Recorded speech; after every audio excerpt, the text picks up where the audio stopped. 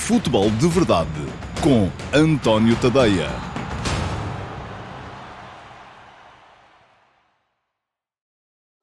Ora, então, olá, meus amigos, muito boa tarde e sejam muito bem-vindos à edição número 134 do Futebol de Verdade para a temporada de 2023-2024. Hoje é sexta-feira, é dia 23 de fevereiro de 2024 e, ao contrário do que é habitual às sextas-feiras, mas já não tinha acontecido na semana passada, hoje não há live. E não há live por uma razão muito simples, é que há muitas edições do Futebol de Verdade Flash para repor aqui na edição de hoje do Futebol de Verdade. Aliás, tal como na semana passada, não houve Futebol de Verdade ontem, quinta-feira. Porquê? Porque havia Liga Europa com equipas portuguesas a começar às 17h45 e isso significava que não fazia sentido eu estar aqui a fazer o Futebol de Verdade, a concorrer com os diretos do futebol. Portanto, ontem não houve Futebol de Verdade, na quinta-feira passada também não houve Futebol de Verdade. A boa notícia, para quem gosta, como é evidente, é que na próxima quinta-feira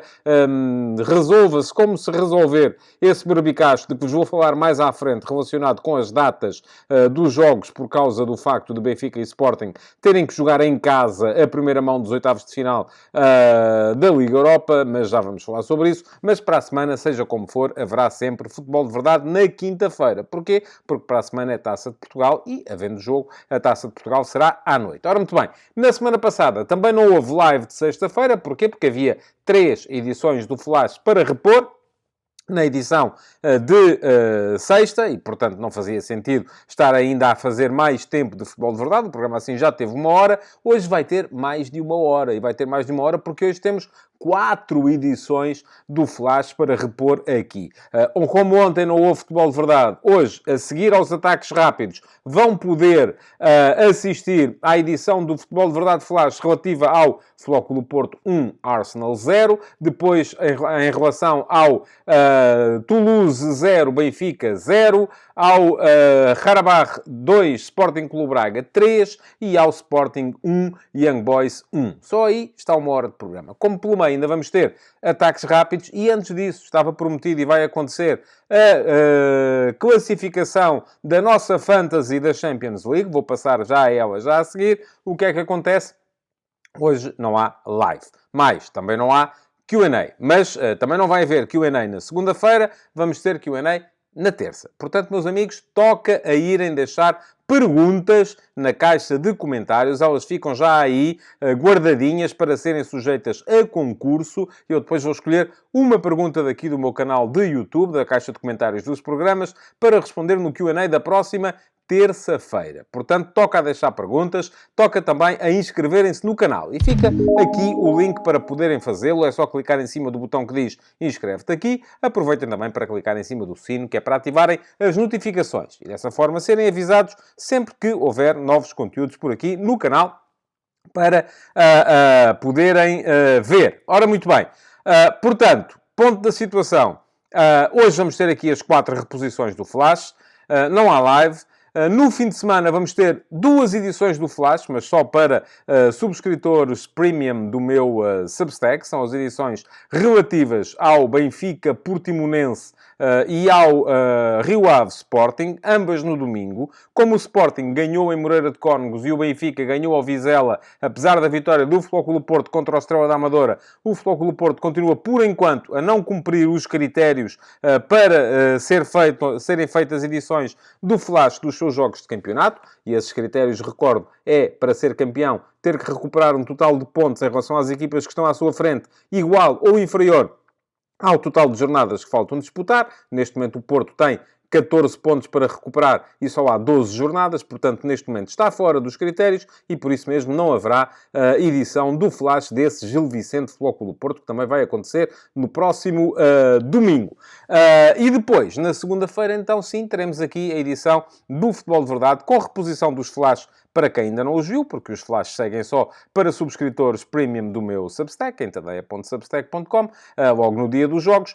Quem não é subscritor premium pode sempre ver no dia seguinte, porque geralmente as edições são repostas aqui no Futebol de Verdade. E antes de passarmos aos ataques rápidos, porque há muito futebol para antecipar para o fim de semana e muito futebol para fazer contas ao dia de ontem, aquilo que vamos fazer é olhar para a classificação da nossa Fantasy League, da Liga dos Campeões. E ela já está aí a aparecer à vossa frente, portanto já podem regozijar-se aqueles que estão em boa posição, ficar um bocadinho mais tristes aqueles que não estão assim tão bem. Ora, muito bem, quem é que está neste momento melhor? O primeiro é o Ruben Carvalho, com a sua equipa Fustigadores. E o Ruben Carvalho, de vez em quando, faz perguntas e, portanto, já apareceu por aqui no Q&A. Tem 518 pontos, apesar da semana não lhe ter corrido particularmente bem. Segundo lugar, o Captain Subs, com a equipa Min Machine, 515 pontos. São apenas 3 pontos para o líder. Está perfeitamente dentro da luta. Terceiro, o Averell 85, com a equipa Sport Averell, com 512 pontos. O quarto é o Guilherme Pereira, com a equipa Bochum in Champions League, 505 pontos. O quinto teve uma grande semana, o D Nortenho, com a equipa Nortenho Futebol Clube, fez 90 pontos esta semana, imagino que deva ter o Kevin De Bruyne, porque foi o jogador da semana, por acaso não fui ver, e tem neste momento 492 pontos, ainda são 26 para recuperar em relação ao primeiro, mas ainda está perfeitamente dentro da luta também. Sexto lugar, Nuno Alves, com a equipa Boémios 04, 491 pontos. Sétimo, Hugo Barrias, com a equipa Class on Grass, 489. Exequo com o Mirinho e a sua equipa Mirinhos Futebol Clube, também 489. E depois também, Exequo no nono lugar, temos mais duas equipas. A do Pedro Ferreira, o LOL United, com 487 pontos, e a do Francisco Neves, que é o Sporting Clube de Portugal, também com 487 pontos. Se já tem a equipa, se não tem, não vale a pena inscreverem-se na nossa Fantasy, porque já não é possível recuperar estes 500 e tal pontos e chegar lá acima. Mas se já têm e ainda não estão inscritos nesta nossa Fantasy, pois muito bem, podem perfeitamente entrar, é só pedirem para aceder e utilizarem o código de acesso que está aí também à vossa frente. É o 30G7AN8X08. Volto a dizer, 30G7AN8X08. É só introduzir o código, pedir para entrar na nossa Fantasy e automaticamente serão adicionados a esta classificação. Eu melhorei um bocadinho esta semana. Já estou ali entre o 30º e o 40º lugar e, portanto, ainda estou ali perfeitamente na luta também para poder, pelo menos, chegar ao final e no top 10. Achava muita graça conseguir chegar ao fim, pelo menos, no top 10. Bom, meus amigos, está resolvida a questão que estava prometida da Fantasy League da Champions.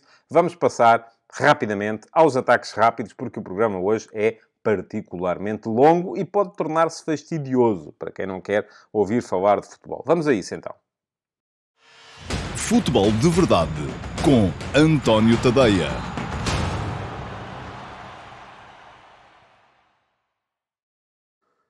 Ora, vamos lá então passar aos ataques rápidos para hoje, olhando primeiro que tudo, como é habitual, para o futebol que já se jogou. E como não houve futebol de verdade ontem, é preciso ir recuperar jogos ainda quarta-feira. Já sabem que desse Futebol Clube do Porto Arsenal vou falar mais à frente, quando por aqui passar a reposição do Futebol de Verdade Flash relativa a esse jogo. São 15 minutos de comentário só a essa partida. Portanto, essa grande vitória do Futebol Clube do Porto sobre o Arsenal na primeira mão dos oitavos de final da Liga dos Campeões, mas na quarta-feira houve também um empate entre o Nápoles e o Barcelona. Melhor o Barça parece estar, de certa forma, a libertar-se um bocadinho da pressão que tinha em cima por causa dos maus resultados, em cima do treinador, a partir do momento em que Xavi Hernández disse que ia embora no final da época. A equipa não voltou a perder, e perdeu esse jogo em casa contra o Villarreal, quando na data em que Xavi disse que ia embora no final da época, e daí para cá o Barça tem vindo a encarrilar. Já deve ir tarde para chegar ao título, mas em Nápoles, perante outra equipa em crise, que estreava treinador naquele dia, Francesco Calzona, que substituiu o Walter Mazzarri, a equipa do Barça conseguiu um empate, e o empate até foi lisonjeiro para os italianos. No mesmo dia, houve ainda Premier League. Porquê? Porque o Liverpool, no fim de semana, vai jogar a final da Taça da Liga Inglesa e, portanto, teve que antecipar o jogo que tinha para este fim de semana, que era a recepção ao Luton Town. Ganhou por 4-1 e assumiu agora uma vantagem de 4 pontos sobre os segundos, mas com um jogo a mais. E o Manchester City e o Arsenal vão jogar no fim de semana e poderão voltar a apertar esta distância. Muito bem. Ontem tivemos, sobretudo, Liga Europa e Liga Conferência. E, além dos jogos das equipas portuguesas, e atenção, eu escrevi um bocadinho sobre isso hoje de manhã, embora também haja daqui a bocado as edições do Flash para podermos rever, mas escrevi um bocadinho não só sobre os jogos do Benfica e do Sporting contra o Toulouse e o Young Boys, como também sobre o jogo do Sporting Clube Braga contra o Qarabağ, e ainda escrevi também sobre aquilo que me parece, e vos vou dizer também já a seguir, que me parece ser uma revalorização da Liga Europa, mas o texto que está no último passo, que é acessível a toda a gente, está aqui. E podem desde já ficar a saber que seguirem o link. Se seguirem o link, podem ler. Não é preciso sequer serem subscritores, nem premium, nem gratuitos, nem coisa nenhuma do meu Substack. Mas vamos lá ver. Além dos jogos das equipas portuguesas, e vamos ter também as edições do Flash, que os subscritores premium do meu Substack já receberam ontem.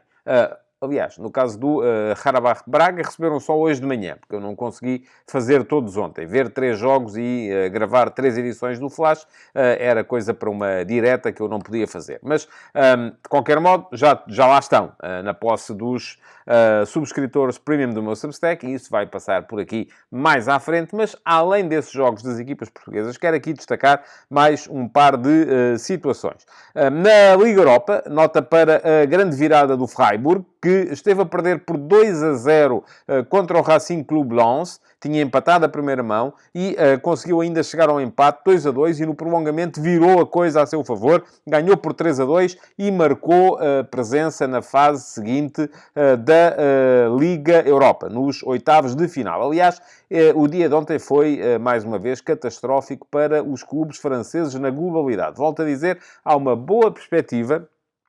Apesar de os Países Baixos também não estarem muito bem, já só lhes resta o PSV, que está mal parado, e o Ajax, que está na Liga Conferência, mas, apesar de tudo, há uma boa perspectiva de, quando se subtraírem os pontos de há 5 épocas atrás, os Países Baixos poderem começar a próxima época à frente da França no 5º lugar do ranking. Vamos a ver, quando lá chegarmos, logo fazemos contas. Mas, para já, a coisa está muito mal parada para os franceses, porque ontem, além do Racing Club Lens, na Liga Europa, também foram embora o Stade Rennes, eliminado pelo Milan, e o Toulouse, eliminado pelo Benfica. Só segue na Liga Europa o Olympique de Marselha, que afastou o Shakhtar Donetsk e, portanto, é a partir daqui o único representante francês nesta competição. Além disso, ainda na Liga Europa, nota para aquilo que pode ter sido o ponto final na carreira de Rui Patrício como titular da Roma. E porquê?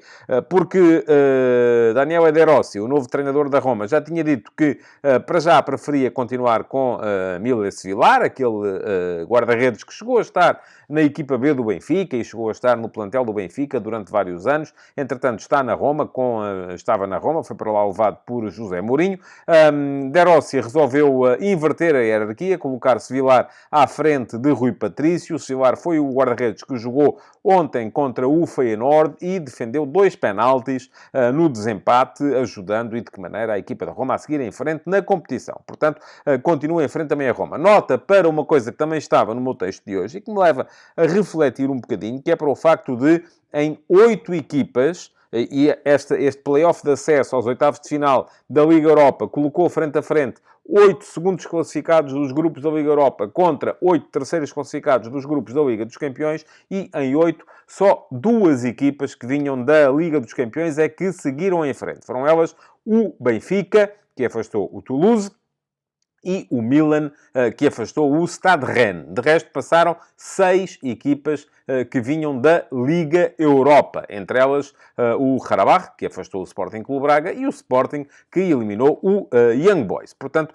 há aqui uma inversão de uma lógica que nas últimas 2 temporadas tinha sido favorável às equipas que vinham da Liga dos Campeões. Tanto na época passada como na anterior, tinham-se apurado 5 equipas vindas da Liga dos Campeões contra apenas 3 vindas da fase de grupos da Liga Europa. Ora, esta época inverteu-se a coisa, foram 6 da Liga Europa contra apenas 2 apurados vindos da Liga dos Campeões.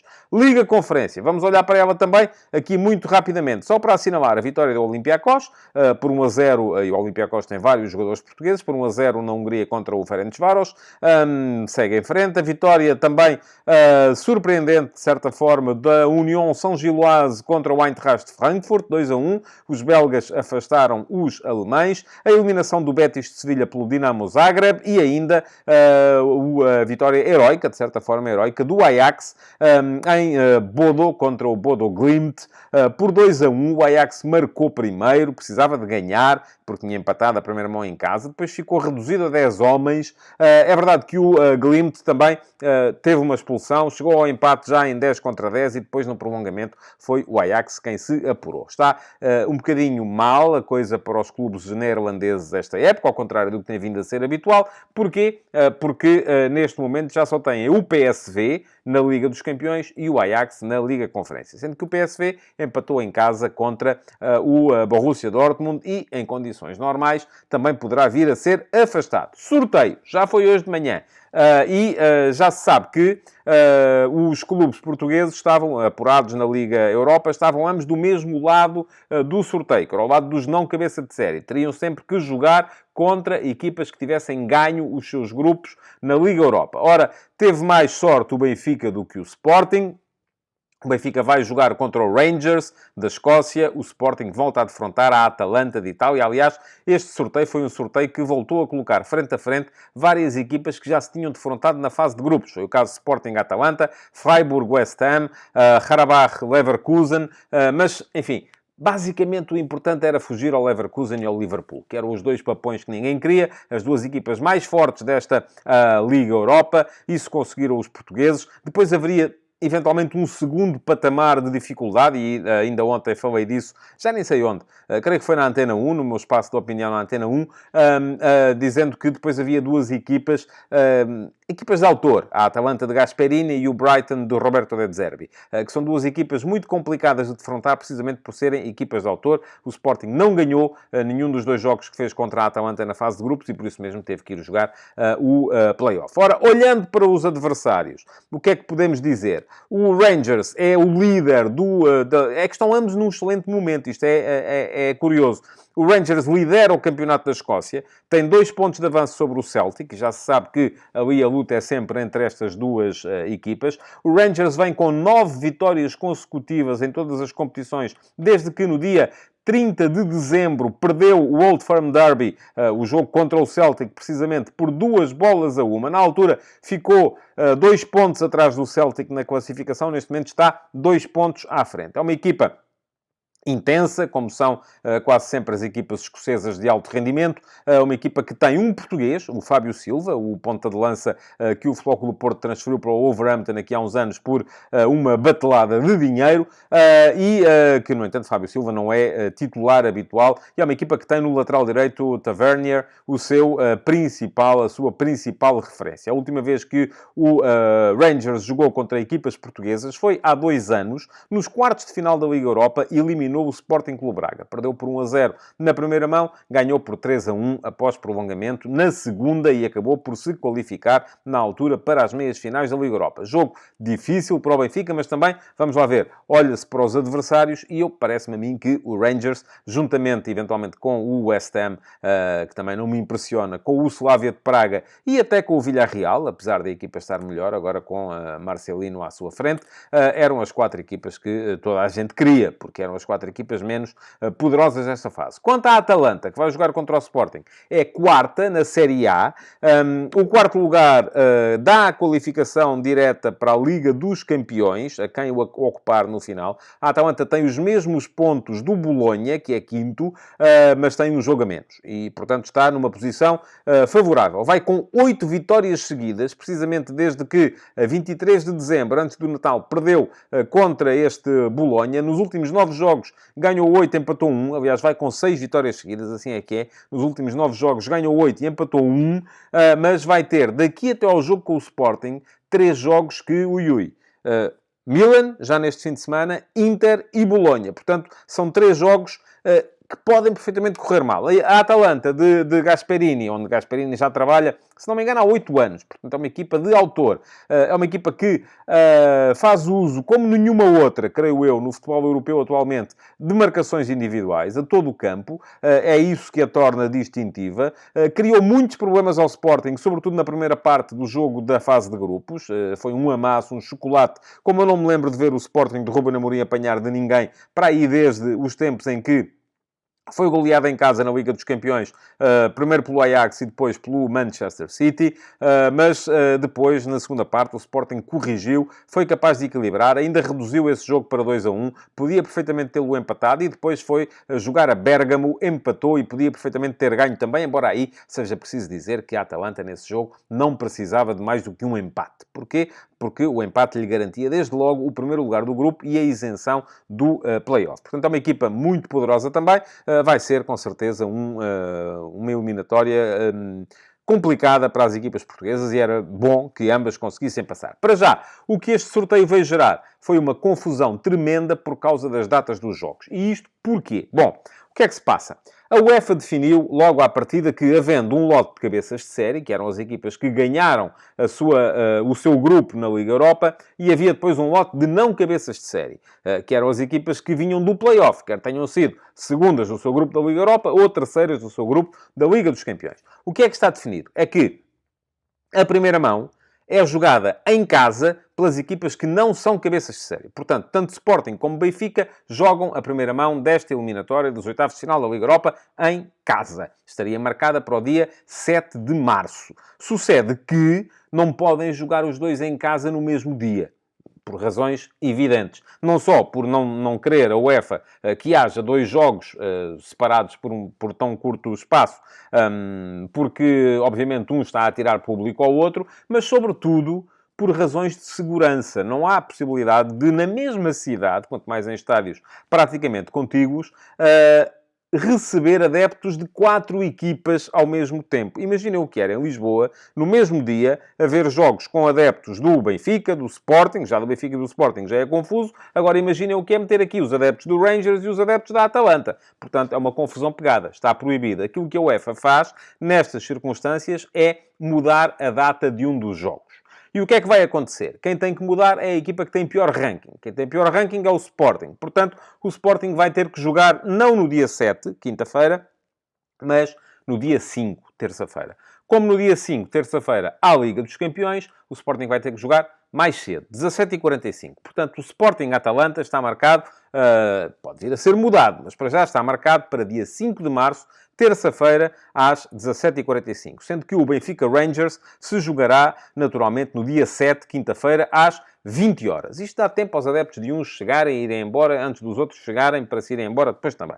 Ora, o que é que acontece aqui então? É que não há qualquer possibilidade de o Sporting manter as tais 72 horas de intervalo entre jogos para jogar a dia 5. Isto porquê? Domingo, que é já depois da manhã, dia 25, há um Benfica-Portimonense e um Rio Ave Sporting. Já está marcado para quinta-feira, dia 29, e já há bilhetes vendidos, inclusive, o Sporting-Benfica da Taça de Portugal. Primeira mão das meias finais da Taça de Portugal. Depois, no fim de semana seguinte, à partida, ou dia 3, sábado, ou dia 2, ou dia 3, domingo, ou dia 2, sábado, ou eventualmente dia 1, sexta-feira, enfim, pode ser o que acharem melhor, naturalmente, embora havendo Sporting Benfica na quinta-feira, dia 29, e um Santa Clara Flóculo Porto, ou aquilo que falta jogar do Santa Clara Flóculo Porto na mesma data, seja complicado antecipar estes jogos. Mas nesse fim de semana, de 2 e 3, há um Porto-Benfica e um Sporting-Farense. E depois, a 5, terça-feira, o Sporting tem que jogar com a Atalanta. Ora, se o Sporting joga na quinta-feira contra o Benfica e joga na terça contra a Atalanta, temos aqui quinta, sexta, sábado, domingo, segunda, terça. São 5 dias. Não há qualquer hipótese de meter um jogo aqui no meio e respeitar as 72 horas. Portanto, o que é que vai acontecer? É que, muito provavelmente, este jogo do Sporting com o Farense para o campeonato vai ter que ser adiado. Há outra possibilidade, que é o de aproveitar o facto de o Porto ainda ir jogar com o Santa Clara o jogo dos quartos de final da Taça de Portugal e adiar de todo a meia-final entre Sporting e Benfica. É mais complicado, porque o jogo já estava marcado e o Sporting Farense ainda não estava, porque já há bilhetes vendidos e para o Sporting Farense ainda não há, e porque, além disso, enfim, isso implicaria mexer ali com 4 equipas, enquanto se for adiar o Sporting Benfica é uma coisa, adiar o Sporting Benfica ou o Sporting Farense é outra coisa, adiar os dois ou mudar as datas dos dois é outra coisa ainda completamente diferente. Portanto, o que é que acontece aqui? O que acontece aqui é muito simples, é que o mais provável é haver necessidade de se adiar esse jogo entre o Sporting e o Farense. E é o que dá mais jeito, até inclusive ao Sporting, acho eu. E isto porquê? Porque adiando o Sporting Benfica, o que vai suceder é que o Benfica passaria a ter mais tempo para preparar esse jogo contra o Flóculo do Porto. E o Sporting não quererá, naturalmente, que isso aconteça, porque dá-lhe jeito que o Benfica vá mais apertado ao Dragão jogar com o Flóculo do Porto, porque é com o Benfica que está neste momento a discutir mais de perto a luta pelo primeiro lugar da classificação. Portanto, está aqui montado este berbicacho gigantesco. Últimas notas destes ataques rápidos para hoje. Só para vos dizer que faleceu o Artur Jorge, já sabem com certeza, o treinador que foi campeão da Europa pelo Futebol Clube do Porto em 1987, primeiro português a ganhar a Taça dos Campeões Europeus como treinador. Depois disso treinou também o Benfica, foi selecionador nacional. Antes disso, já tinha sido o internacional como jogador, goleador, excelente finalizador. Já tinha sido também, além disso, campeão nacional ao serviço do Benfica, embora tenha jogado também pelo Flóculo do Porto. Foi um homem muito importante em lutas de classe, porque foi ele que esteve à frente, ele entre outros, um dos que esteve à frente do sindicato de jogadores para acabar com essa aberração que era a lei da opção, que era uma lei que impedia os jogadores de trocarem de clube, mesmo em final de contrato, desde que o clube onde estavam quisesse continuar com eles e se oferecesse para lhes pagar pelo menos o mesmo. Portanto, isso foi uma das muitas ações de Artur Jorge no futebol português. Jogador notável, dirigente notável, treinador notável, era de facto um homem, um dos mais completos, uma das mais completas figuras do futebol português das últimas décadas. Eu, há 2 anos, escrevi o F80 com a biografia de Artur Jorge. Quem quiser ler, está aqui o link para poderem chegar lá. Muito bem. Últimas notas, então, só para vos falar dos jogos mais interessantes do fim de semana. Porquê? Porque começa já hoje, e hoje já há 4 jogos que podem querer ver. O Leverkusen, líder da Bundesliga, recebe o Mainz às 19h30. Tem tudo para ser um jogo fácil. Embora o Mainz venha de uma vitória por 1-0 contra o Augsburg, antes disso tinha passado 11 jogos consecutivos sem ganhar. Portanto, primeiro contra 17º da Bundesliga. Depois, 19h45, Bolonha-Verona, uma das equipas sensação da Série A receber uma das equipas que está a lutar para não descer de divisão. 20 horas, um interessante Real Sociedade Villarreal, que pode servir para perceber se há mesmo ou não retoma da equipa do Villarreal com Marcelino Garcia Toral. E às 20h15 começa a jornada da Liga Portuguesa com o Aroca Famalicão. Confronto de meio da tabela, 7º contra 8º. Não me canso de dizer, 2 das boas equipas da nossa Liga. Amanhã, pois muito bem, amanhã temos Premier League, luta pelas posições de acesso à Champions. 15 horas, Manchester United Fulham e Aston Villa Forest. Ambas ao mesmo tempo. O Tottenham não vai jogar neste fim de semana. Viu adiado o seu jogo contra o Chelsea. Porquê? Porque o Chelsea vai jogar a final da Taça da Liga. Depois, 15h15, vamos ter Barcelona-Retafe na Liga Espanhola, também para poder avaliar aquilo que é a retoma aparente da equipa blaugrana. 17h30. Entra em campo o Manchester City para tentar recular ao Liverpool no topo da Premier League. Vai visitar o Bournemouth e, ao mesmo tempo, há um Bayern de Munique, Rasenballsport Leipzig, segundo contra o quinto da Bundesliga. Grande teste ao Bayern do Thomas Tuchel, que vem de 3 derrotas seguidas. E já foi anunciado que Tuchel não fica depois do final da época. Se calhar, se não ganhar este jogo ao Leipzig, nem fica depois do final da semana. Mas vamos a ver se é assim ou não. Por fim, 20 horas, temos então Almeria Atlético de Madrid.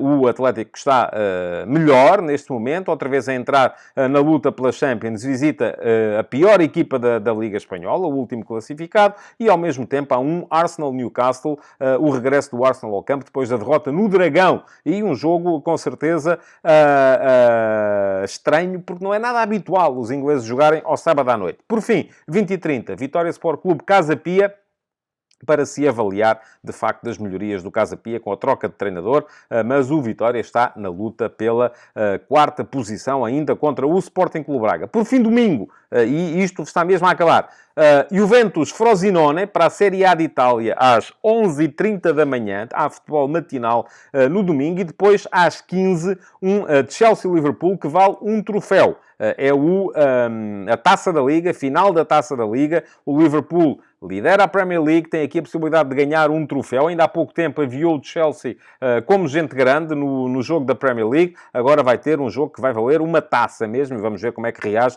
então o Chelsea dos milionários a esta possibilidade. 16h05, o Stade Rennes, que está melhor, está em recuperação também, visita o Paris Saint-Germain na Liga Francesa, e às 17 horas começa o jogo do Inter de Milão, líder da Série A italiana, vai visitar o Lecce, uma das equipas também que está lá para baixo na classificação. Às 19h45 começa então esse Milan-Atalanta. E pelo meio disto tudo, ainda há Real Madrid-Sevilha, 20 horas, e há Liga Portuguesa, naturalmente, com os jogos dos candidatos. Ao mesmo tempo, 18 horas, o Benfica recebe o Portimonense, primeiro contra 13º. Deve ser um jogo pouco complicado para o Benfica. Este Portimonense não tem sido capaz de fazer sombra aos grandes esta época.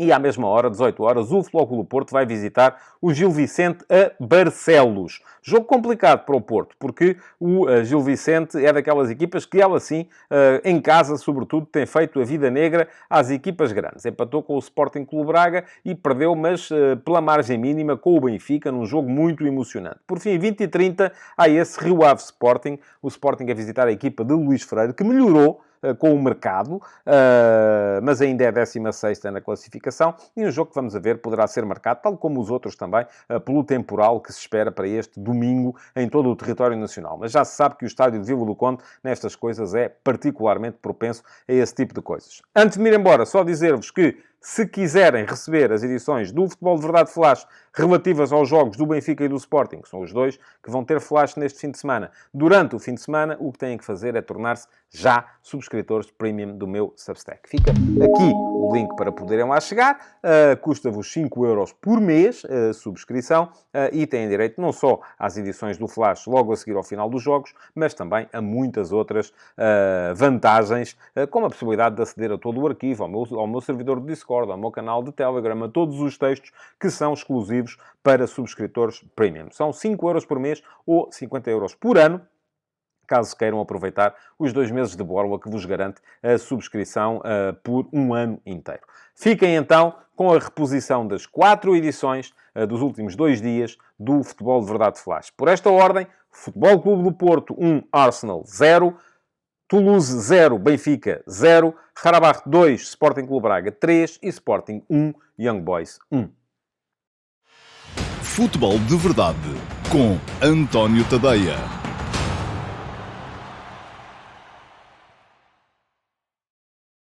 Olá a todos e sejam muito bem-vindos ao Futebol de Verdade Flash para o Flóculo Porto 1, Arsenal 0. 93 minutos de futebol adulto, rigoroso e sólido desembocaram num minuto de irresponsabilidade abençoada de Galeno, que ao minuto 90 mais 4 saiu da posição de defesa esquerdo que fora chamado a ocupar, na sequência da lesão de Wendell, e aproveitou o espaço que o recuo das linhas do Arsenal lhe deu para meter um remate em arco de pé direito, imparável, mesmo junto ao poste mais distante da baliza de Raya.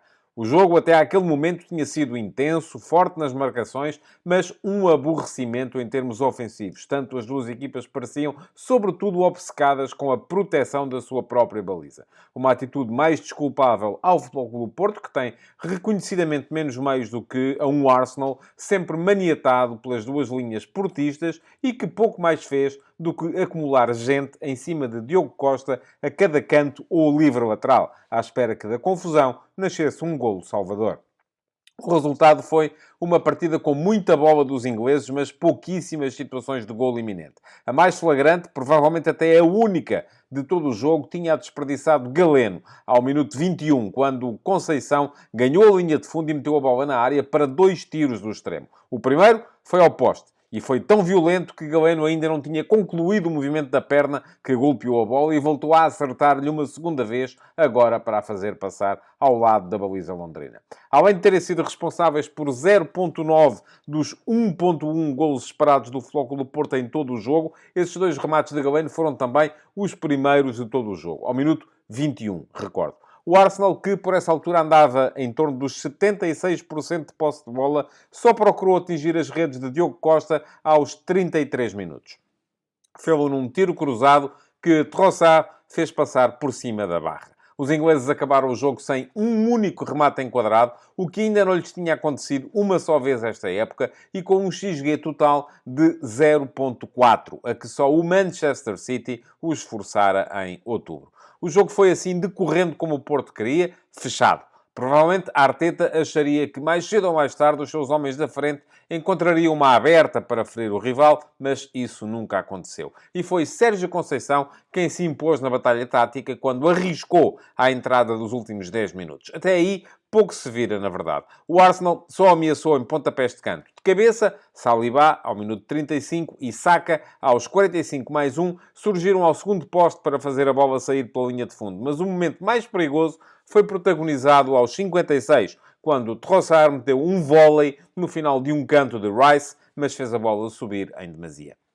Evanilson, depois de uma tabela com PP, motivou aos 40 minutos de jogo um momento raro na partida, que foi uma defesa de um guarda-redes, na ocasião feita por Raya. E quando uma segunda parte globalmente mais morna se encaminhava para o fim, Conceição arriscou. Lançou Ivan Raime, Tony Martínez e Gonçalo Borges. E quando Wendel disse não dá mais, pedindo a substituição à entrada para as compensações, resistiu à ideia de fazer entrar Jorge Sanchez para fechar o 0-0 e meteu antes Eustáquio, de forma que explicarei mais à frente. Galeno baixou para a defesa esquerda, mas não ficou lá. Aproveitou a chance que o jogo lhe deu e marcou um golaço que valeu aos Dragões uma vitória importante perante um adversário mais poderoso, mas esta noite muito tímido quando se tratava de atacar a área adversária. O resultado não é confortável, mas uma coisa é certa. Permite ao Futebol Clube do Porto pensar em discutir a eliminatória no Emirates.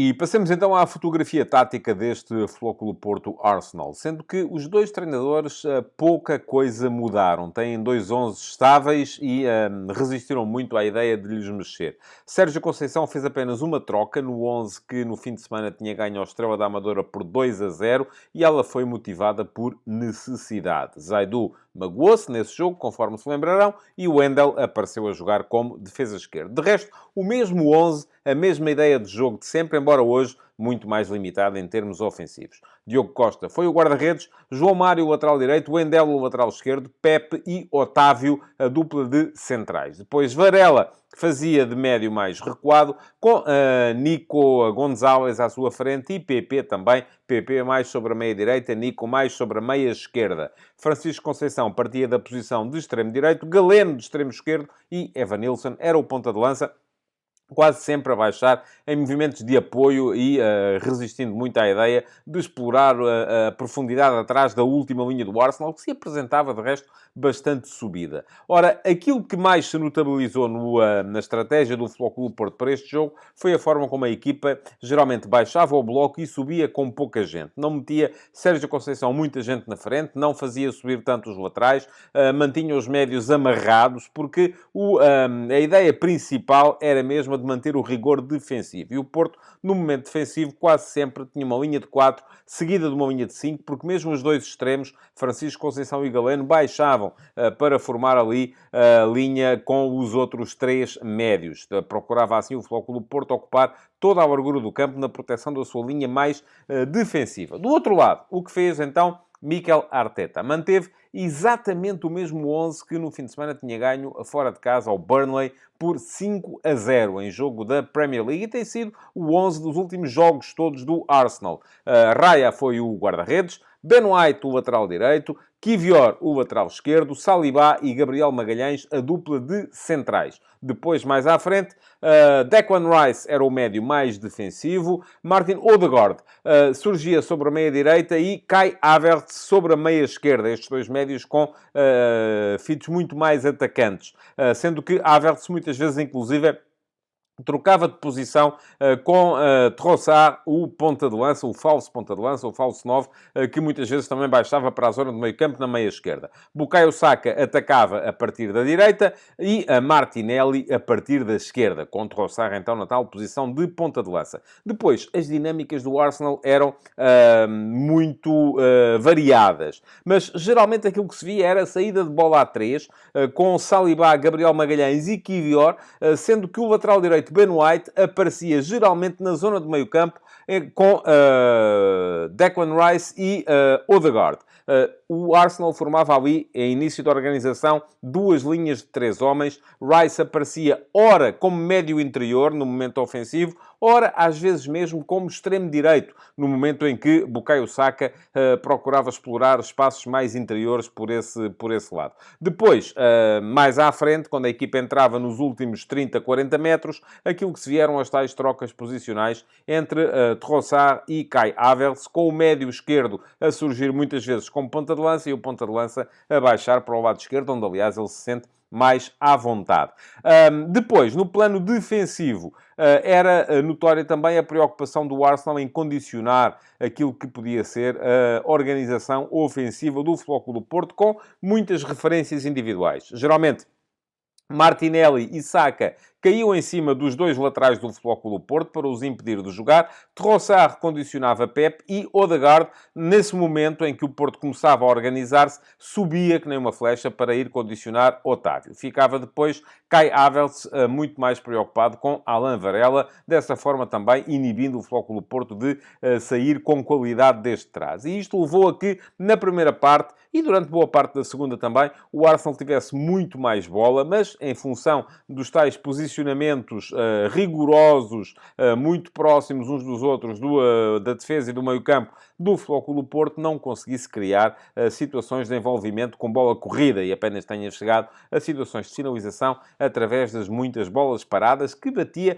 colocando muita gente na pequena área, muita gente à volta do guarda-redes Diogo Costa para impedir o guarda-redes do Futebol Clube do Porto de sair, e isto levou ali a uma série de colisões, mesmo antes das bolas saírem do quarto círculo, sempre que havia um pontapé de canto a favor do Arsenal. Ora, o Arsenal foi o primeiro a mexer quando Mikel Arteta terá sentido que o controle do jogo lhe estava a escapar e o Arsenal estava a começar a ter menos bola, e então o que é que fez Arteta? Trocou Trossard, o tal falso 9, por Jorginho. Jorginho foi colocar-se exatamente na esquerda do meio-campo, onde estava Kai Havertz, mas sem as tais trocas, porque Kai Havertz passou para a posição de ponta de lança, e a partir daí o 4-3-3 do Arsenal passou a ser muito mais estático, com menos trocas de posição entre meio-campo e ataque. Foi esta a única alteração feita em todo o jogo por Mikel Arteta. O Arsenal não mexeu mais, portanto usou apenas 12 jogadores, que também são, curiosamente,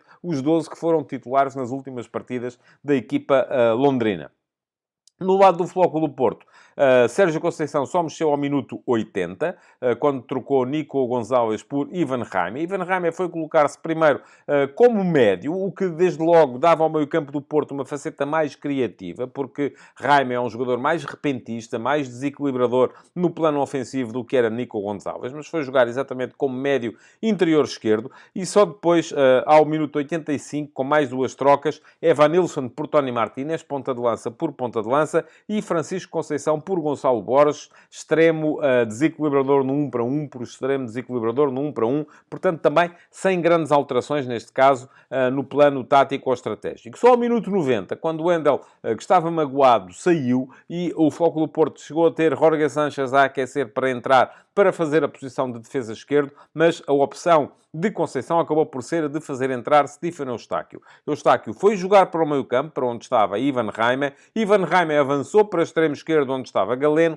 e foi Galeno quem baixou para a defesa esquerda, onde estava até aí o Wendel. Mas, ao contrário daquilo que o Wendel fazia, subiu e foi com muito mais cedo ao pote, naquele minuto 90 mais 4, o que lhe permitiu então fazer o golo da vitória, tão precioso para o Flóculo Porto.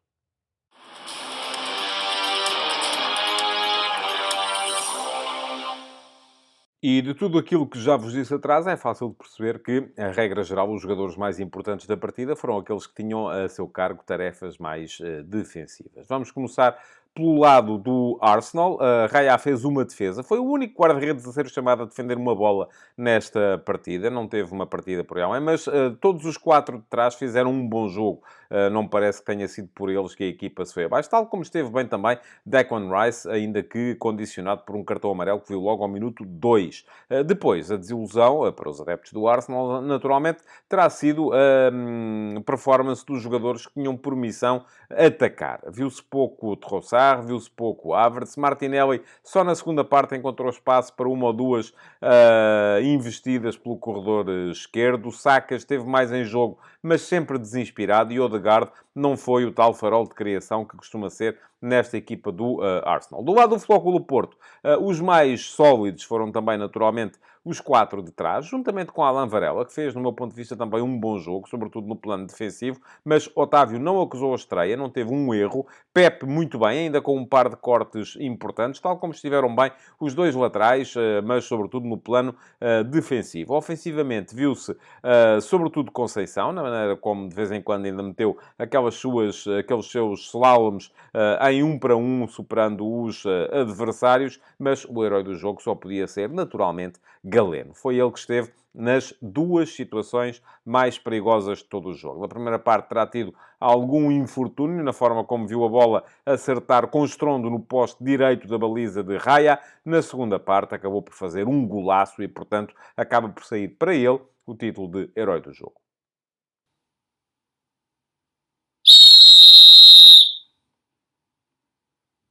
O árbitro da partida foi um neerlandês com nome turco, Serdar Gozubuyuk.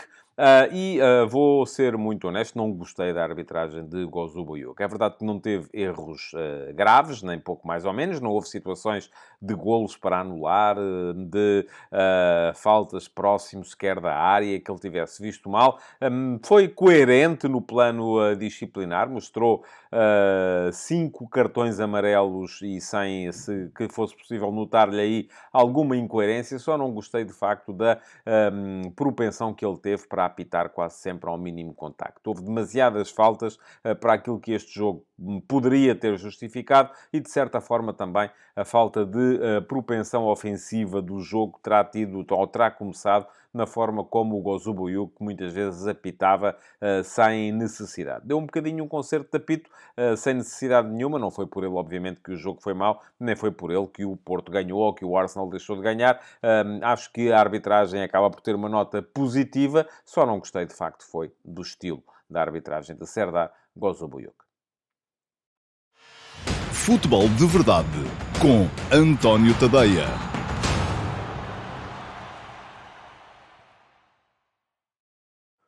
Olá, boa noite a todos e sejam muito bem-vindos ao Futebol de Verdade Flash para o Toulouse 0, o Benfica 0. O Benfica teve de sofrer bastante para assegurar a passagem aos oitavos de final da Liga Europa, sobretudo devido a uma segunda parte completamente fracassada, quando até já tinha conseguido anular o ímpeto inicial do Toulouse e se previa que pudesse vir a fazer o golo que lhe daria a tranquilidade na eliminatória. Mas a equipa que veio para o segundo tempo do jogo de hoje, com o desastrado Carreras e o ausente Cabral, em vez de Morato e Tenkstedt, abdicou completamente de jogar e entregou o resultado ao destino, acabando por ter o lado certo da moeda, favoreceu-a no final.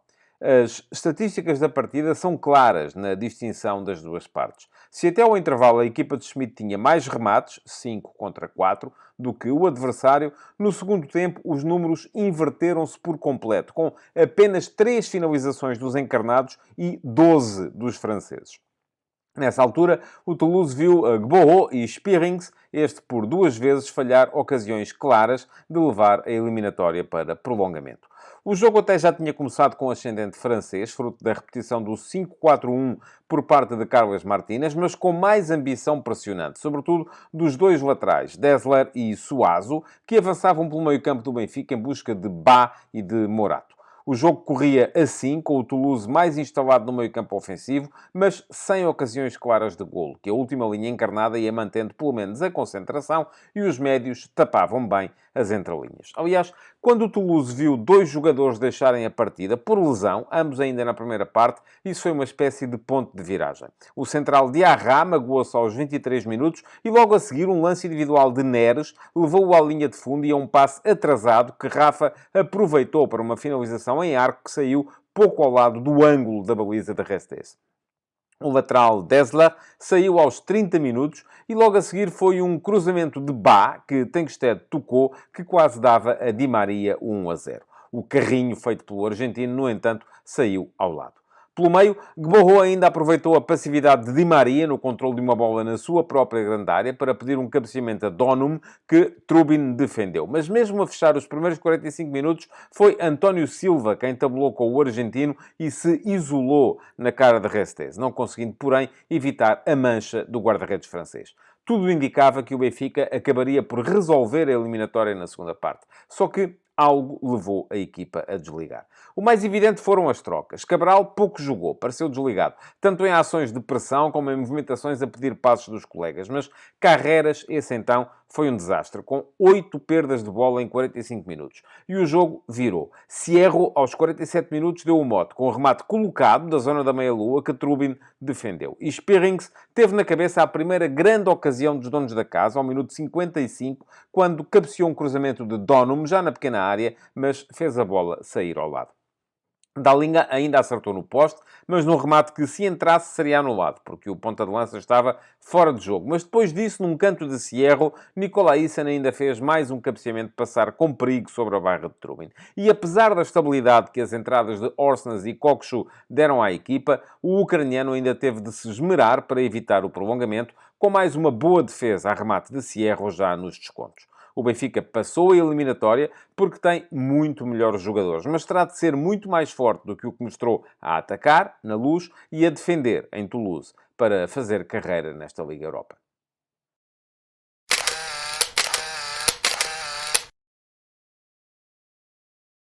Ora, façamos então a fotografia tática deste Toulouse-Benfica. Carles Martínez, o treinador catalão do Toulouse, manteve exatamente o mesmo 11 que já tinha jogado na primeira mão no Estádio da Luz e que tinha perdido por 2-1, tendo em contrapartida feito 3 alterações à equipa que no último fim de semana ganhou por 2-1 ao Mónaco em jogo da Liga Francesa. Trocou Mavissa por Dessler, Kamanzi por Suazo e Macri por Donum. O Toulouse voltou a aparecer assim no seu 5-4-1, aquele sistema que já tinha utilizado no Estádio da Luz, com Restes na baliza, tripla de centrais, com Diarra a fazer central pela direita, o cabo-verdiano Logan Costa como central pelo meio e Nicolaisen como central pela esquerda. Depois, os alas eram Dessler do lado direito e Suazo do lado esquerdo. Dupla de médios com Spearings e Cierro. E mais à frente, os 3 atacantes, todos eles mais por dentro, Donum na meia-direita, Gboho na meia-esquerda e o ponta de lança, Dallinga, como jogador de referência. Viu-se muitas vezes que Dallinga ia à procura de espaço no corredor direito, com trocas posicionais com Donum, e viu-se também que, ao contrário daquilo que tinha acontecido, por exemplo, no Estádio da Luz, o Toulouse subiu muito mais o seu bloco e ia fazer pressão mais forte na saída de bola do Benfica. Os alas, inclusive Dessler e Suazo, iam buscar os laterais do Benfica, Dessler em cima de Morato e Suazo em cima de Alexander Bá. No momento de construção, aquilo que se via também era que o central do meio, Logan Costa, aparecia quase sempre atrás da primeira linha de pressão do Benfica, mas o Benfica, na verdade, nem na primeira parte pressionou. Na segunda, quase não esteve em campo. Na primeira, foi pouco pressionante. Mas ainda assim, o Benfica aparecia com 2 homens na frente para tentar condicionar a saída de bola da equipa francesa, mas os franceses acabavam por usar o guarda-redes para criar superioridade numérica face a estes 2 homens da frente, mantinham apenas 2 centrais e faziam subir um dos centrais, o terceiro central, o central do meio, para trás da primeira linha de pressão, de forma a iniciar aí, então, a construção. Quanto ao Benfica, bom, Roger Schmidt fez 2 alterações relativamente ao 11 que tinha jogado contra o Vizela na última jornada do campeonato e tinha goleado por 6-1. Foram elas as trocas de Tomás Araújo por António Silva, que assim voltou ao 11, e de Tiago Gouveia por Di Maria, que também voltou ao 11. Em contrapartida, foram 4, as alterações feitas à equipa que tinha jogado na primeira mão. Orsnes não foi titular hoje, tinha sido na primeira mão. Hoje apareceu Alexander Bá a jogar como lateral direito. Apareceu também Morato em vez de Carreras, tinha sido o titular na partida do Estádio da Luz. Apareceu David Neres em vez de Coxo, com recuo de João Mário para a zona de meio campo. E apareceu Tengsted em vez de Artur Cabral. Sendo assim, o 4-2-3-1 do Benfica, que é o mesmo sistema de sempre, apareceu com Trubin na baliza, Bá era o lateral direito, Morato o lateral esquerdo e a dupla de centrais do costume, formada por António Silva e Otamendi. Depois, dupla de médios, com João Neves e João Mário. João Mário a aparecer mais atrás do que era habitual com a Roger Schmidt. Mais à frente, Di Maria partia do corredor direito, Neres do corredor esquerdo, Rafa era o apoiante do ponta de lança Tengsted. No momento defensivo, o Benfica recolhia para um 4-4-2, não pressionava a saída de bola do adversário, tentava apenas condicionar, sendo que Rafa juntava-se a Tengsted e Di Maria e Neres baixavam. Neres, às vezes, adicionava-se aos 2 da frente para fazer pressão, Di Maria não, porque era mais lento a recuar e por isso mesmo procurava rapidamente, não perdia sequer tempo com pressão e ia o mais depressa que conseguia para a posição que tinha que ocupar na organização defensiva. Ora, na construção, o Benfica estava, como está sempre, com os 2 centrais e um ou mesmo os 2 médios a aparecerem, com um dos médios a surgir, ora em 3+1, com os 2 centrais e o outro à frente, ora em 2+2, saindo em quadrado. Ora, muito bem. Mexidas. O Toulouse teve que mexer cedo. Ao minuto 23, Diarra, o central direito, saiu lesionado, tendo entrado para o seu lugar e para a mesma posição Keben. Depois, ao minuto 30, foi o ala direito, Dessler, quem saiu lesionado também, sendo então substituído por Kamanzi, que também foi ocupar a mesma posição de ala direito. Por fim, ao minuto 80, quando foi a altura de fazer o último forcing em cima da baliza de Trubin, fez Carlos Martínez mais 2 substituições.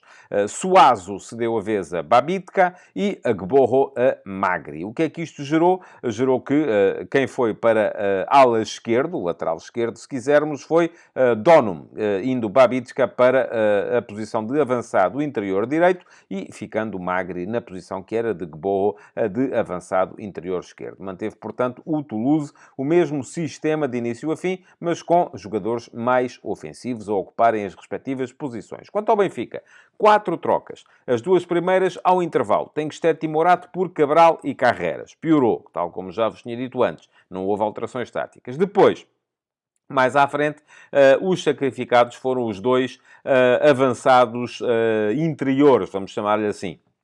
Ao minuto 67, Neres cedeu a posição a Orsnes e Orsnes foi colocar-se precisamente como avançado interior esquerdo, dando à equipa mais alguma estabilidade e mais alguma capacidade de pressão a partir daquela posição. E, por fim, ao minuto 85, foi a vez de Di Maria sair para a entrada de Coxo. E Coxo não foi jogar para a zona do meio-campo, onde estava, por exemplo, o João Mário, e era possível que isso acontecesse, ir Coxo fazer dupla de médios com João Neves, já o fizeram muitas vezes, indo João Mário para aquela que tem sido a sua posição mais habitual, como avançado interior, mas mas não, o Benfica ficou na mesma, com João Mário ao lado de João Neves e com Coxo a jogar como avançado interior direito, a posição que de início era ocupada por Di Maria. E foi por aqui, foi isto tudo aquilo que fez Roger Schmidt, que depois se limitou a ficar à espera do final do jogo para recolher a passagem à próxima eliminatória da Liga Europa.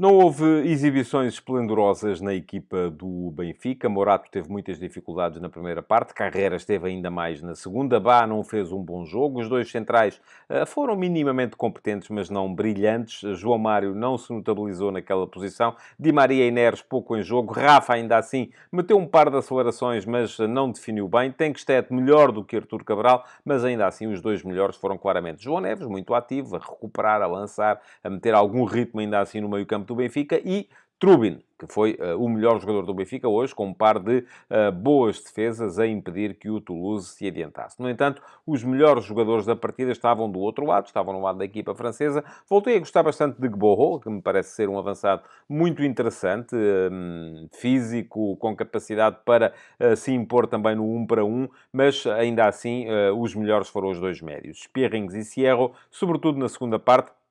Encaminharam o jogo sempre para o lado da baliza de Trubin e então, entre os dois, Sierro pareceu-me ser o mais em destaque. Portanto, acaba por ser Sierro o herói do jogo de hoje.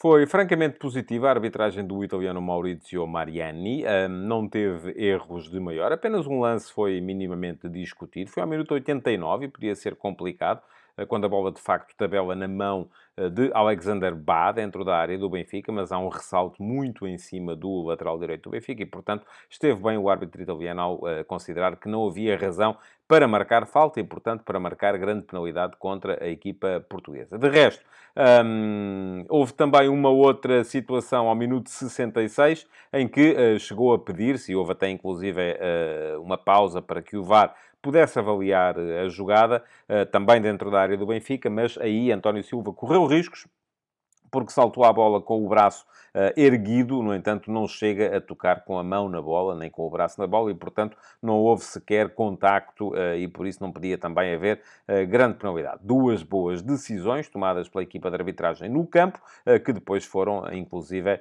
validadas pela vídeo-arbitragem. Mostrou 4 cartões amarelos, todos eles com justificações perfeitamente normais. Marcou apenas 20 faltas, porque teve sempre a preocupação de deixar que o jogo fluísse. E, nesse aspecto, fez uma excelente arbitragem Maurizio Mariani.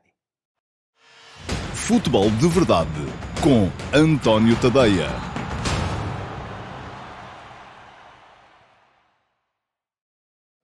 Olá a todos e sejam muito bem-vindos ao Futebol de Verdade Flash para o Karabakh 2, Sporting Clube Braga 3. Um golo de Akundzade ao segundo minuto de compensação do prolongamento impediu o Sporting Clube Braga de levar a discussão da presença nos oitavos de final da Liga Europa, pelo menos até aos penaltis. Esse teria sido o desfecho mais lógico de uma partida em que o Karabakh foi mais forte, até se ver reduzido a 10 homens pela expulsão de Gafar Guliev, mas no qual os minhotos tiveram depois tudo a seu favor, encarando a meia hora de prolongamento com um homem a mais e supremacia na partida.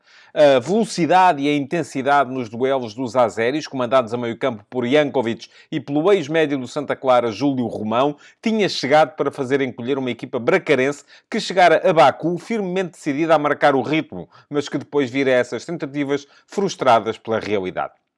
Só que a expulsão mudou tudo. Roger marcou ao minuto 71, Abel Ruiz viu anulado aos 79 o golo que empataria a eliminatória, mas Jaló fez o mesmo aos 83. E de repente o Sporting Clube Braga via-se outra vez no lugar do condutor. A equipa de Artur Jorge nunca esteve em vantagem na eliminatória, mas tinha a seu favor 30 minutos com um homem a mais. Só que também cometeu erros. O afundamento da linha num livre de Jankovic permitiu a Mateus Silva reduzir e deixar ao Karabakh a tarefa de resistir. Não conseguiu, que Banza ganhou e concretizou a 5 minutos do final um penalti e queria levar tudo para o desempate dos 11 metros. Não fosse a sucessão de erros com que o desafio terminou.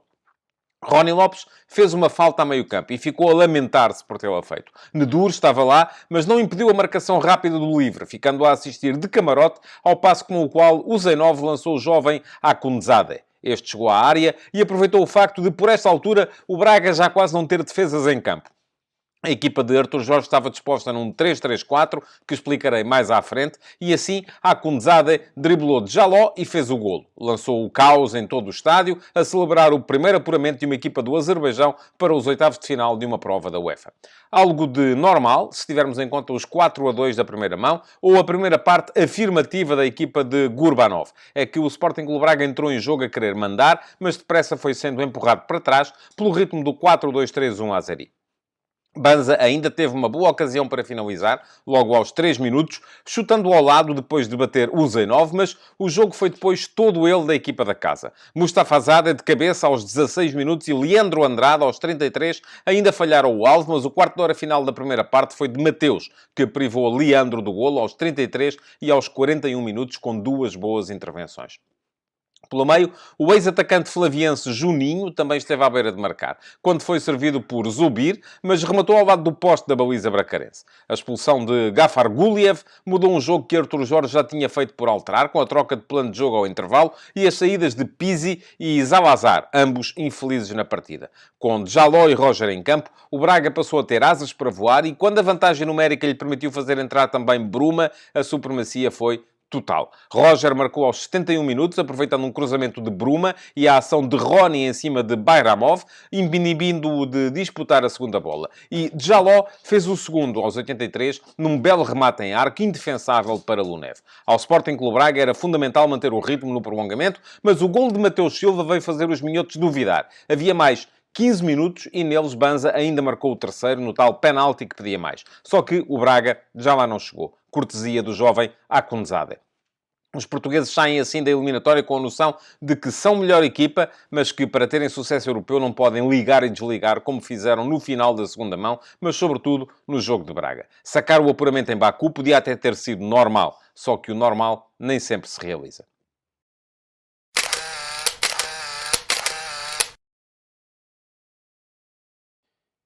E façamos então a fotografia tática deste Karabakh Sporting Clube Braga. O campeonato do Azerbaijão privou a equipa campeã de jogar no último fim de semana, pelo que a comparação que pode ser feita entre os 11 da equipa de Guzan Gurbanov tem apenas a ver com o jogo da primeira mão. E em relação ao jogo de Braga, aquilo que Gurbanov fez foi apenas trocar o lateral direito. Saiu Mateus Silva, que depois acabou por entrar e até ser decisivo com um golo, e entrou Vezovic. Assim sendo, o Karabakh voltou a aparecer no seu 4-2-3-1, com Lunev na baliza, depois uma linha de 4 homens atrás, Vezovic como lateral direito, Gafar Guliev como lateral esquerdo e dupla de centrais formada por Mustafazada e Husseinov. Depois, duplo pivô no meio-campo, com Júlio Romão e Jankovic. São eles o coração desta equipa. Mais à frente, Leandro Andrade saía do lado direito do ataque, Zubir do lado esquerdo, Benziá era o principal ou mais próximo apoiante do ponta de lança, o brasileiro Juninho. Do outro lado, no Braga, o que fez então Artur Jorge? Fez duas trocas relativamente ao 11 que tinha perdido em casa na primeira mão, com este mesmo Karabakh por 4-2. Trocou Vítor Carvalho por Pizzi, tentando dar uma dimensão mais ofensiva ao meio-campo, e abdicou do extremo de Jaló para fazer entrar o mais jovem Roger, que foi ocupar também uma posição nas alas. Em relação ao 11 do último fim de semana, do jogo contra o Farense, fez também Artur Jorge duas trocas. Trocou o lateral direito, João Mendes por Vítor Gomes, que assim voltou à titularidade, e trocou o central direito. José Fonte jogou no fim de semana e ontem foi Paulo Oliveira quem apareceu. Assim sendo, o Braga apareceu num sistema até um pouco estranho, uma espécie de 4-4-2, mas com meio campo inclinado para um lado e ataque para o outro. Vou tentar explicar. Mateus foi o guarda-redes, linha de 4 atrás, com Vítor Gomes como lateral direito e Borja lateral esquerdo, e dupla de centrais formada por Paulo Oliveira e Niakate. Depois havia, na prática, 4 médios, mas Roger, que jogava sobre a direita, era mais um extremo, aparecia na linha da frente, mais próximo dos dois avançados. Pizzi, que jogava sobre a esquerda, à partida, quando a equipa tinha bola, vinha para dentro e formava tripla de meio campo com João Moutinho e Zalazar. Portanto, a equipa do Braga defendia em 4-4-2, com Roger, Moutinho, Zalazar e Pizzi, mas tentava atacar em 4-3-3, abrindo Roger mais na frente no ataque, colocando Pizzi como interior esquerdo, Zalazar como interior direito, Moutinho como médio centro e depois pedindo a Abel Ruiz para dar largura na frente, onde formava dupla de pontas de lança com Banza. O sistema nunca funcionou. E o Braga teve sempre muitos problemas durante a primeira parte, o que levou Artur Jorge ao intervalo a fazer a primeira alteração. Substituiu Pizzi, o tal ala esquerdo, médio interior esquerdo, que tinha um papel híbrido, por Álvaro Jaló. E o Braga, a partir daí, passou a assumir então mesmo o 4-4-2 com dois extremos. Roger de um lado e Jaló do outro. Ao minuto 54, compreendendo que Zalazar também não estava nos seus dias, o Sporting Clube Braga trocou o uruguaio por Chernedur, o médio italiano que foi colocar-se na altura mais próximo de João Moutinho. Depois, dá-se a expulsão de Gafar Guliev. E em vantagem numérica, foi a altura de o Sporting Clube Braga arriscar mais. Antes disso, quando ficou reduzido a 10 homens, Gurbanov trocou o avançado, o segundo avançado, Benzia, por um outro lateral esquerdo, Bairanov. E a partir daí, o Karabakh, que tinha ainda 2 golos de vantagem na eliminatória, passou a organizar-se uma espécie de 4-4-1.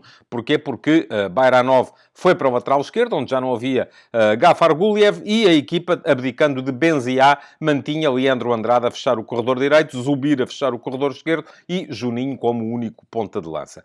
Arriscou então o Braga. Minuto 63. Saiu Victor Gomes e entrou Bruma. E o que é que isto significou na prática? Bom, que o Braga, a partir daí, e sobretudo quando, ao minuto 68, trocou o lateral esquerdo Borja por mais um extremo, Rony Lopes, passou a organizar-se numa espécie de 3-3-4. Ao mesmo tempo, saiu também João Moutinho para entrar Vítor Carvalho, mas aí foi uma troca de médio por médio. Como é que ficou o Braga, então, a partir daí? 3 homens atrás, num momento de construção, os dois centrais, Paulo Oliveira e Niakate, e Vítor Carvalho, que baixava sempre em construção para o espaço entre os centrais para fazer saída a 3. Depois, havia claramente 2 alas e, nesta altura, eram eles Roger no corredor direito, Bruma no corredor esquerdo.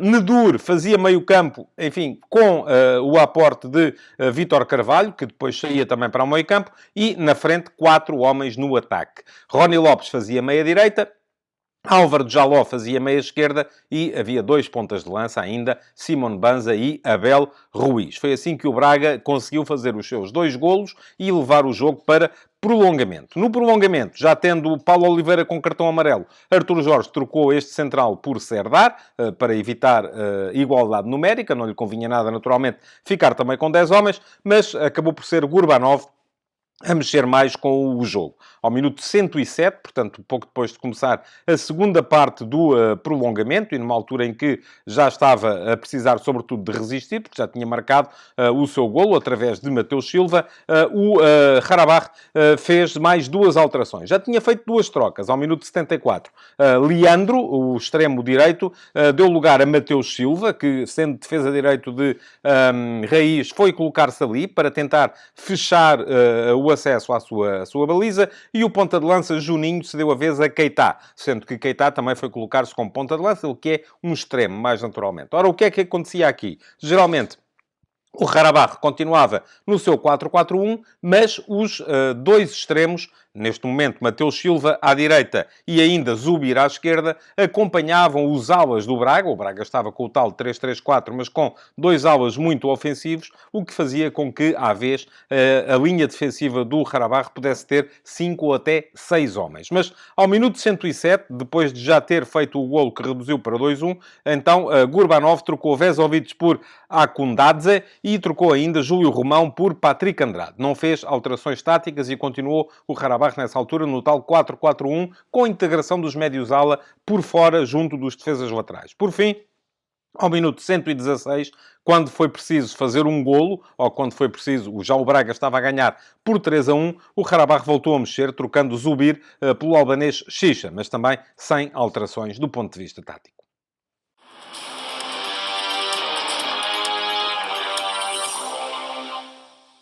O jogo do Braga foi minimamente estranho, porque não houve grandes exibições e foi muito inconstante. Houve gente bem em alguns períodos, mas mal noutros, e, portanto, o único que manteve o nível durante toda a partida terá sido, inclusive, o guarda-redes Mateus, autor de um punhado de boas defesas que impediu que o Karabakh pudesse sequer até evitar o prolongamento. De resto, houve bons momentos de Roger, como houve bons momentos de Djaló, bons momentos de Bruma, quase foram eles quase sempre que desequilibraram. Banza não fez um mau jogo também, mas confirma-se a ideia de que este Sporting Clube Braga ataca muito melhor do que defende. Isso é, de facto, um problema. Os heróis do jogo, no entanto, estiveram do outro lado.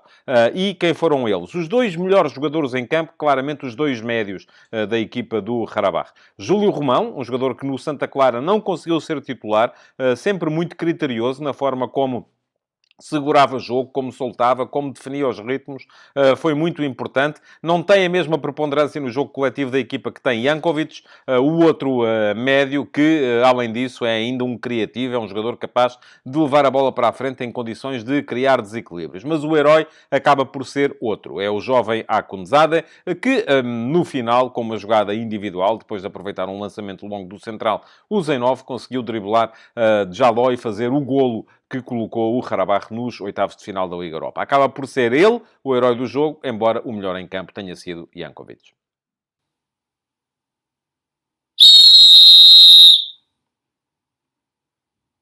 Foi boa e isenta de erros de monta. A arbitragem do búlgaro Georgi Kabakov não cometeu, de facto, erros importantes. A começar pelo aspecto mais relevante da sua atuação, que foi a expulsão do lateral esquerdo do Karabakh, Gafar Guliev. 2 cartões amarelos num curto período de 4 minutos. O primeiro aos 53 por derrubar Roger. O segundo aos 57, outra vez por falta sobre o extremo bracarense. Este segundo cartão até poderia, eventualmente, numa avaliação um pouco mais severa, ter sido vermelho direto. Mas parece-me que a decisão foi boa, mas são 2 amarelos perfeitamente indiscutíveis e, portanto, não foi por aí que Kabakov acabou por borrar a pintura. De resto, decisões limite.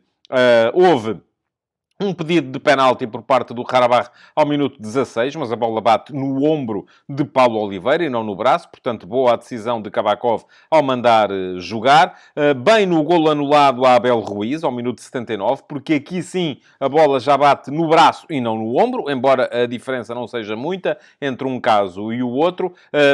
Ficou a ideia primeiro, e até porque parece que foi isso que o árbitro auxiliar assinalou, de que haveria fora de jogo de Abel Ruiz, no momento em que é tocada a bola ali entre Banza e Mustafa Azada, mas depois nas imagens televisivas percebe-se que é Mustafa Azada quem toca e, portanto, não poderia ser avaliada a posição de Abel Ruiz nesse momento. A posição que conta era no momento do cruzamento, e nesse momento do cruzamento estava em posição perfeitamente legal Abel Ruiz. Só que depois ajeitou a bola com o braço esquerdo e, por isso mesmo, o golo foi anulado. De resto, indiscutível também o penalti que assinalou a Mustafa Azada por agarrar Banza. Foi uma placagem ao bom jeito do rugby e, portanto, penalti absolutamente indiscutível. Na mesma jogada, e foi por isso que o lance esteve a ser avaliado durante tanto tempo no VAR, motivando depois que houvesse mais período de descontos no final do prolongamento. Houve 2 lances, o primeiro entre Nedur e Jankovic, o segundo entre Djaló e Keita, mas em nenhum dos 2 casos houve falta dos jogadores do Sporting Clube Braga, pelo que aquilo que valeu foi mesmo a decisão de mandar marcar penalti de Mustafa Azade sobre Banza. Boa arbitragem, portanto, esta de Georgi Kabakov. Futebol de Verdade com António Tadeia.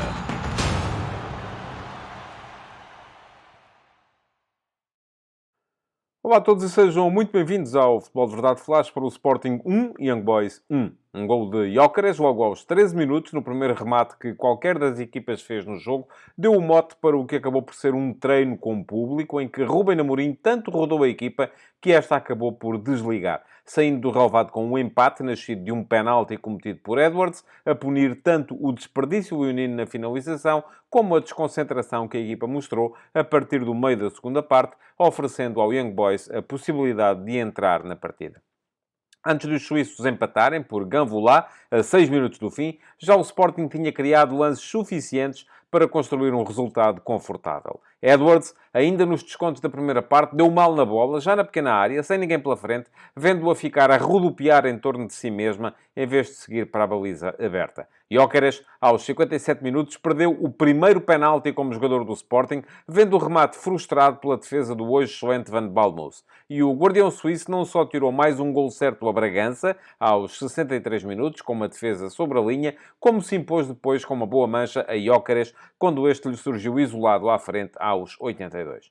O Sporting não fez um jogo de grande volume ofensivo, que o ritmo foi sempre baixo e muito marcado pelo tal golo de Gyökeres, que aumentava a vantagem na eliminatória para 4-1. Mas, ainda assim, rematou 16 vezes e fechou com um índice de golos esperados de 3,3. E nada do que se viu no arranque da partida faria prever isso. Os Leões marcaram no primeiro remate, o tal golo de Gyökeres, após jogada ofensiva bem trabalhada, que passou por Edwards, por Bragança e por Trincão, antes de chegar ao sueco, mas não voltaram a visar as redes de Van Balmos, senão aos 33 minutos, quando uma recuperação de Hjulmand motivou uma tentativa de chapéu de 40 metros de Daniel Bragança. E o Young Boys também não conseguia soltar-se. Ao contrário do que fez no jogo em casa, em que apresentou uma linha de 4 simples atrás, Rafael Vicky pediu desta vez a Joel Monteiro que baixasse no momento defensivo, de extremo para lateral direito, formando uma linha de 5 que naturalmente inibia a equipa no momento de atacar. O primeiro remate suíço, e único na primeira parte,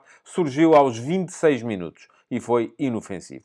É verdade que Edwards ainda falhou antes do intervalo a tal bola que a Gyökeres lhe serviu em bandeja de prata, mas foi com o adiantamento dos suíços no segundo tempo que o jogo abriu. E apesar de o Young Boys ter aparecido mais agressivo, isso só se refletiu no espaço que se abria atrás, junto às redes de Van Balmos. Só aos 83 minutos de jogo, a equipa visitante conseguiu finalizar dentro da área leonina. O tal remate de Ganvolá, que bateu no braço aberto de Edwards e gerou o penalti. Antes disso, já os Leões deviam estar confortáveis no marcador. Valeu então Van Balmos, com 5 defesas e um total de 1,94 golos impedidos. Foi o penalti de Gyökeres e a recarga de Bragança aos 57 minutos. Foi a tal defesa milagrosa a remate de Bragança, depois de uma jogada em que Edwards sentou Lustenberger aos 63. Depois disso, Joel Monteiro interceptou um tiro perigoso de Nuno Santos aos 75 e Amandá cortou antes de uma finalização que parecia fácil de Gyökeres aos 79.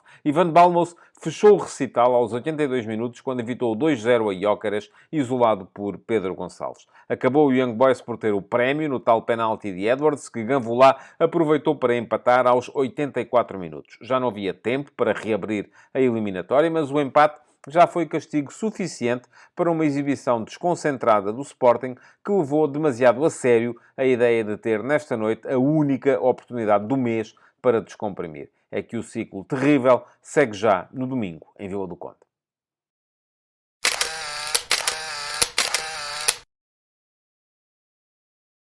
E passemos então à fotografia tática deste Sporting Young Boys, jogo em que as duas equipas fizeram bastantes alterações relativamente aos últimos jogos. Se olharmos apenas para a partida da primeira mão, na Suíça, o Sporting trocou 2 jogadores, o Young Boys trocou 6. Mas se olharmos para a partida do último final de semana, a partida de campeonato, o Sporting fez 5 mudanças relativamente ao 11 que tinha jogado em Moreira de Cónegos contra o Moreirense na segunda-feira, e o Young Boys trocou 4 jogadores relativamente ao 11 que tinha ganho ao Lausanne no último fim de semana para o Campeonato Suíço. Mas comecemos pelos Leões e olhemos primeiro para o jogo da primeira mão, o tal que se jogou no sintético de Berna. O Sporting, em relação a essa partida, abdicou hoje de Pedro Gonçalves e Nuno Santos, fazendo entrar na equipa Trincão e Diomando, o que levou naturalmente à passagem de Mateus Reis da posição de central para a posição de ala esquerdo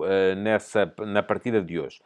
Quanto ao 11 que jogou em Moreira de Cónegos, então as tais 5 alterações. Não apareceu hoje Coates, com o aparecimento de Diomande. Não apareceu Jani Catamo, aparecendo o Gaio, pela ala direita. Não houve Nuno Santos, com Mateus Reis a jogar como ala esquerdo. Não houve Morita a meio campo, com a entrada de Daniel Bragança. E não houve Pedro Gonçalves na frente, com a entrada no 11 de Edwards. Mas, enfim, já deve estar toda a gente baralhada. Vamos olhar para o 11. Como é que foi? 3-4-3, como é habitual. Adam na baliza. tripla de centrais com Quaresma, Diomande, que regressou depois da sua participação na CAN, e Inácio, com Diomande a fazer de central do meio, o papel que geralmente é ocupado por Sebastián Coates. Depois, os 4 homens do meio, com Gaio a partir da direita, Mateus Reis a partir da esquerda, Yulman e Bragança como dupla de médios, e mais à frente, os 3 atacantes eram Edwards a partir da meia-direita, Trincão a partir da meia-esquerda e Gyökeres na posição de ponta de lança. Quanto à equipa do Lausanne, olhemos então para as alterações e comecemos por olhar para as muitas mudanças que foram feitas por Rafael Vicky relativamente ao 11 da primeira mão. Foram 6, nem mais nem menos. O lateral direito, que na altura foi Blum, hoje foi Janko. Nos centrais, Camará, que foi expulso nessa partida da primeira mão e, portanto, não podia alinhar hoje, cedeu a vez a Lustenberger. Depois, a meio campo, o Grinic, que se lesionou na altura em que fez o golo do Young Boys na Suíça, cedeu hoje a posição a Niasse. Saiu também do meio-campo Lacomi para entrar Malés. Mais à frente, os 2 extremos também trocaram. Colei e Mvuka cederam as posições a Joel Monteiro e a Elia.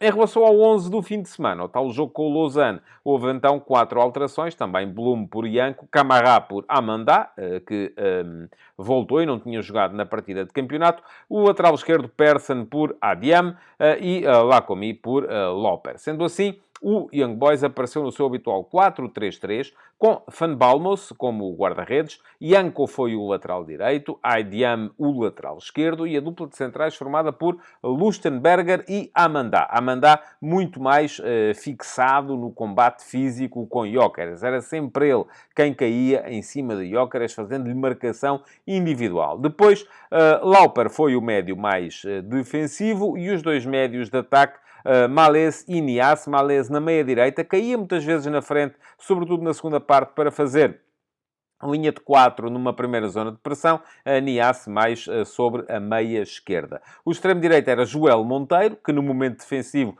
baixava para a defesa direito, o que permitia que Janko jogasse um pouco mais dentro e atuasse como uma espécie de terceiro central, uma vez que Lustenberger estava demasiado fixado em Edwards, Amanda demasiado fixado em Gyökeres e alguém tinha que tomar conta de Trincão. Esse papel coube a Janko, que muitas vezes foi atrás de Trincão, inclusive para o centro do terreno. Mas estava a dizer, Joel Monteiro, extremo direito, defesa direito no momento defensivo, Iten, o ponta de lança, e Elia, o extremo esquerdo.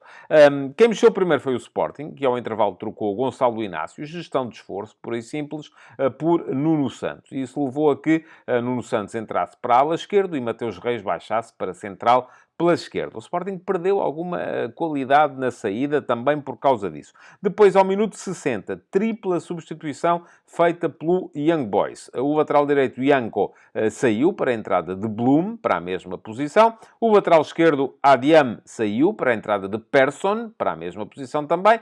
E o ponta de lança, Iten, também saiu para entrar outro ponta de lança, Ganvula. Portanto, não houve alterações táticas na equipa do Young Boys nessa altura. O Sporting tinha também, por essa altura, 2 suplentes prontos para entrar, não fez logo a alteração porque aquele era um momento de bola parada defensiva para os Leões, fez as trocas ao minuto 63.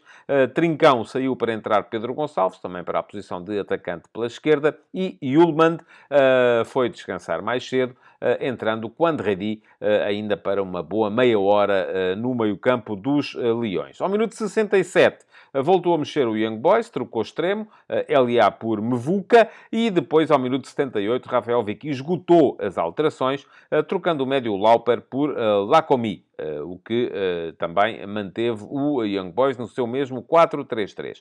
Por fim, minuto 80, Quaresma saiu para a entrada de Luís Neto, que inclusive recebeu a braçadeira de capitão e foi colocar-se como central pela direita, e ao minuto 85 deu-se o regresso, após longa lesão, de Fresneda. Apareceu a jogar como ala direito, na posição até aí ocupada por Ricardo Gaio. Mas não mudou, como é evidente, o Sporting também, do ponto de vista tático.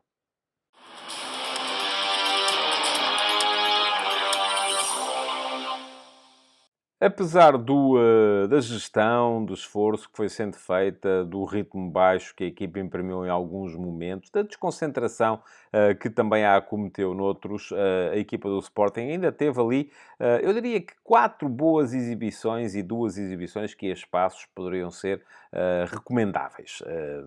Edwards teve momentos de brilhantismo, quando metia o 1 para 1 e era capaz de, inclusive, assentar os adversários, mas fez um jogo muito inconstante, inclusive falhou um golo cantado e fez depois a grande penalidade que deu o golo do empate ao Young Boys. Bragança também muito ativo, parece estar a crescer no meio-campo do Sporting, com a utilização cada vez mais frequente. Quaresma voltou a fazer um bom jogo a partir da posição de central direito. Diomande muito seguro. Creio que não perdeu lances no meio da partida do seu regresso à equipa leonina. Trincão fez uma primeira parte de bom nível, depois na segunda já não tanto, mas foi quase sempre por ele que nasceram os desequilíbrios durante o primeiro tempo e Gyökeres voltou a ser, obviamente, uma máquina de destruir defesas. Era sempre muito complicado para os suíços segurá-lo. Ele conseguiu criar inúmeras situações de desequilíbrio, embora tenha também falhado a grande penalidade que podia ter posto o Sporting a salvo com o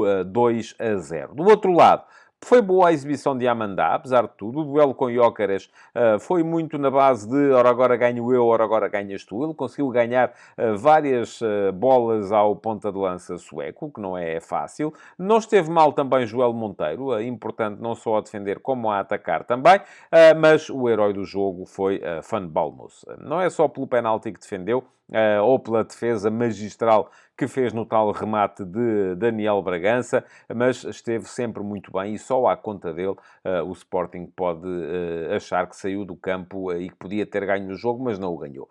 Portanto, herói do jogo de hoje, o guarda-redes do Young Boys, Van Balmos.